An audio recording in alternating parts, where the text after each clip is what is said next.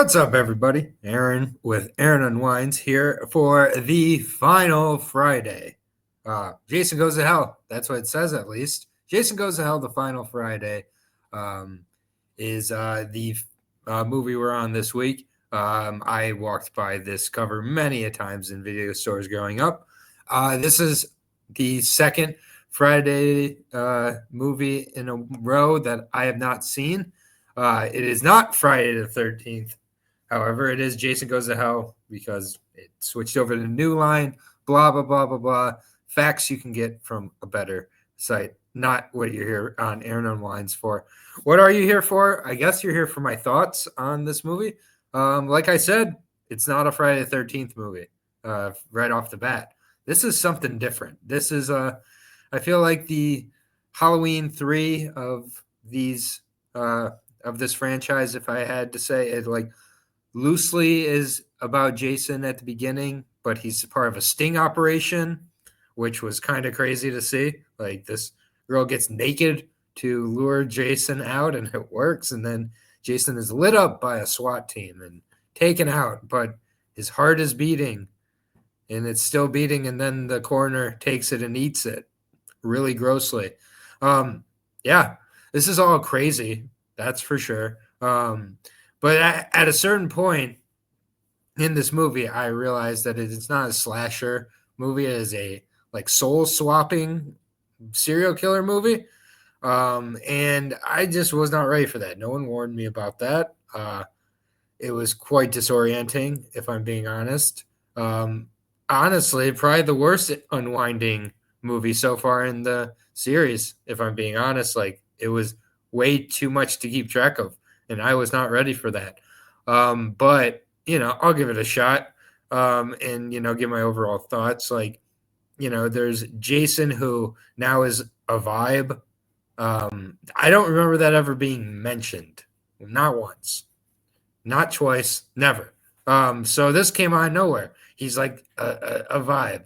And he's just infecting people throughout the movie and getting his kills, I guess, done.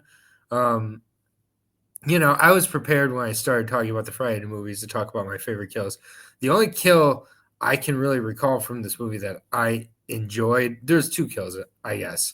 One that I thought was really intense, and it was after the couple is having sex in the tent, and, Jason arrives and puts, like, a signpost through the girl and, like, just splits her in half. That was pretty brutal, and, that came out of nowhere.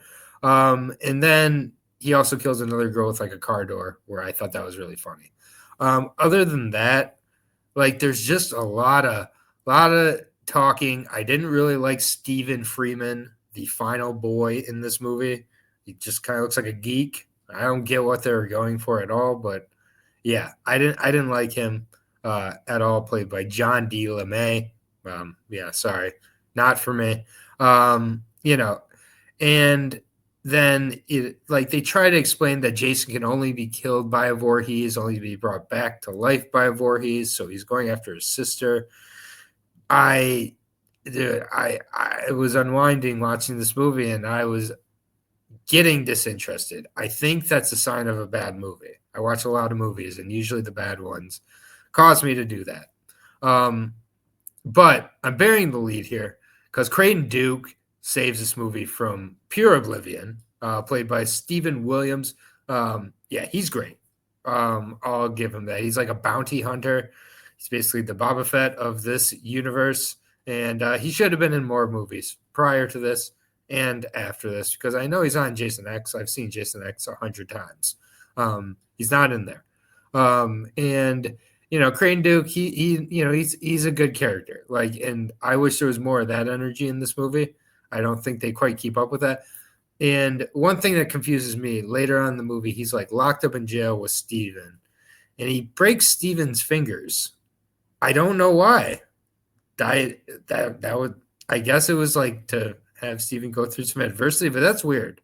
And I don't understand. So if you know why he broke Steven's fingers, Creighton Duke, you can comment on that and tell me why I'm stupid because I don't understand.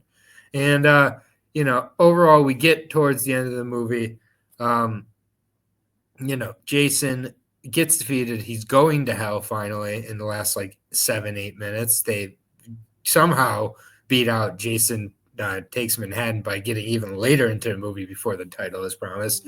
And then Freddy's garden shear hand takes Jason's mask down, and Freddy vs. Jason coming soon. And we don't have to wait long. We just have to wait like 10 or 15 years or however long. And yeah, that's my thoughts on Jason Jason Goes to Hell. Jason Takes to Hell. Jason Goes to Hell. Let's get to those beautiful ratings.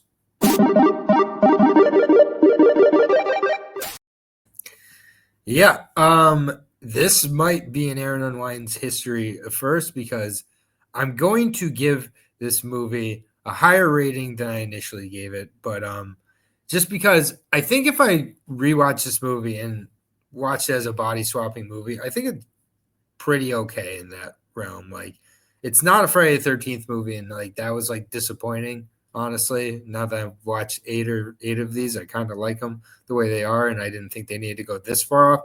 They just tried too hard to be different. I'm gonna give it 3 videotapes actually. And it's grown on me a little since I watched it. I know I've kind of poo-pooed it from the lens of Aaron Unwinds here, and I'll get to my Leaf rating here in a second. For the enhanced rating this time, I think it actually goes down if you enhance to this one. There's too much going on, and it's not really that weird or like silly. It plays it pretty straight, and it's I think this would be better not unwinding to. So for the first time in Aaron Unwind's history, it's 2.5 leaves out of 5. This one goes down for if you're going to unwind to it. I would suggest unwinding to any other Friday the 13th movie before Jason Goes to Hell, which is not a Friday the 13th movie because of rights or some shit. So that's going to do it. Before we take off, I got a couple things to plug. The first thing, it's the Letterboxd challenge. It's right here, a comb. We're getting into the fourth quarter of the challenge almost, and you can catch up now. It's really a good time there. It's on our Letterboxd as well. Why We Love Horror TV, wrapping up Dexter this weekend with the season finale, not series finale, of Dexter Resurrection. Hopefully they don't do the same thing as they did to Original Sin, but we're wrapping up that, and then we'll be moving on to some other shows. I know that the Dairy show, the new It show, starts in October. We'll see if we can find something in between then. Mondays, Versus with John and Will. Tuesdays, Liv is just taking over the channel. Why Liv Loves Horror. Go check out whatever she's covering over there. She's got some more K-pop Demon Hunter work going down over there. Wednesdays, you're here. Aaron Unwinds. Thank you for being here. Thursdays, Why We Love Horror, Letterboxd Challenge Watch Along Show. We cover the prompt for the week from the challenge I talked about a minute ago in more detail of what we watched. And Fridays, we have Why We Love Horror Trivia. 2 trivias of some sort in the horror realm. And that's going to do it. Like, subscribe, and thanks for the support. We will see you soon with Jason X next week.